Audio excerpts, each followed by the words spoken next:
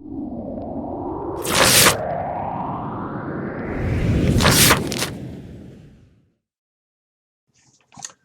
this is Tom Brady with Vintage American Realty. Today we're going to take a look at listing carts, which are pretty helpful for a variety of things.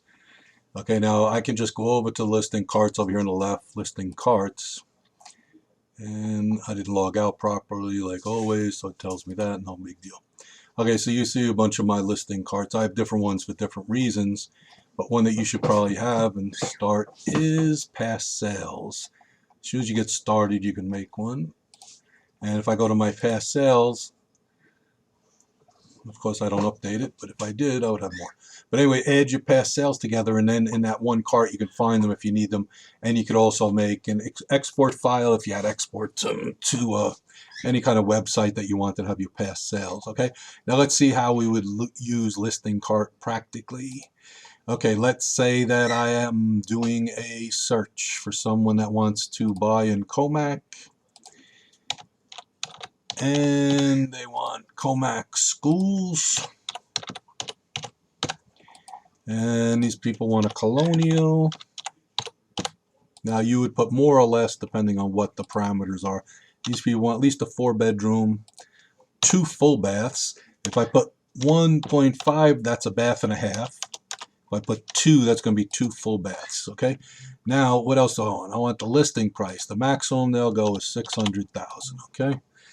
Ooh, one listing, not too great. Okay, let's do submit. Okay, 18 Belmar Lane, Commack. Let's see.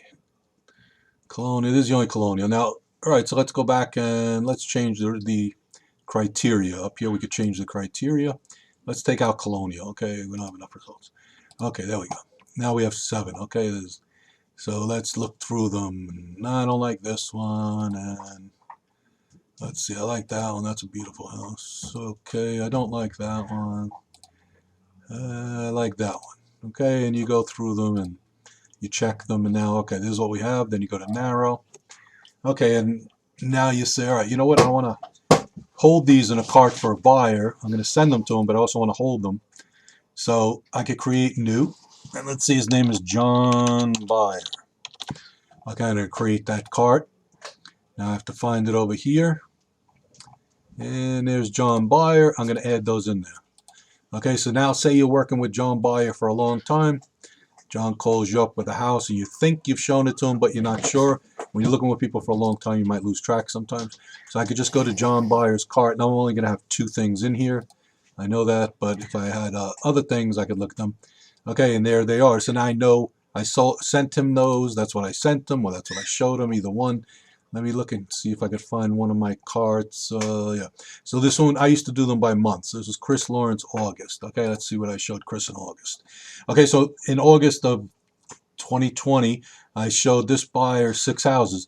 So if he told me 2 months from now, I want to look at this house, I can look back and I can see I already showed that to you. Okay, so listing carts have a lot of various things you can do with them. Also, if you're going to do a CMA, you want to put a listing cart and then put what comparables you want to use so you have them in that cart, and you can name it whatever you want. Like if you look at my listing carts, I have them by address if they're near somewhere, and I want to run. Usually that's going to be, I did CMAs and those are the houses around it. Let's see, 3 Oakdale. All right, now that's just that house. So, but it has a lot of different uses. Listing cart is useful. You should learn to use it, and it will be rewarding. Thank you. Goodbye.